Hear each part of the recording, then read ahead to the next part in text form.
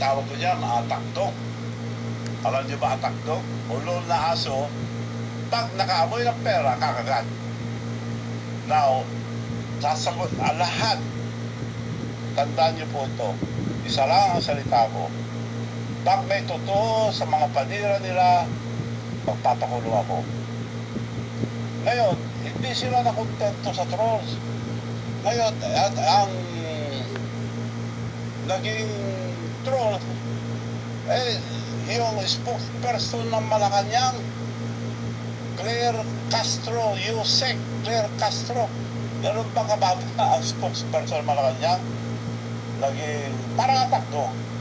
Dahil kung basta magsalita, parang attack dog.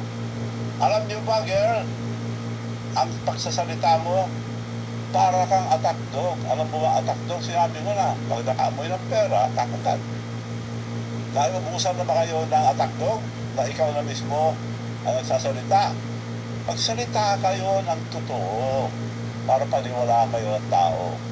Wala kayong isang salita eh. Sasagutin ko, ano yung mga issue mo sa akin?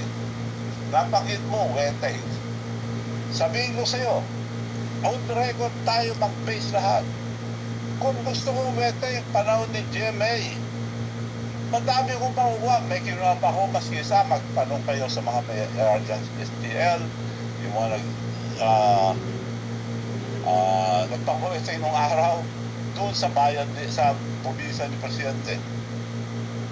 Wala akong kinuha. Kung interesado ko, ang dami kong nakuha. O, yun ang sagot ko sa weteng.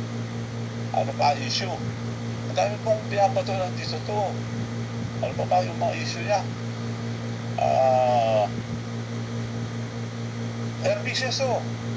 Piseso.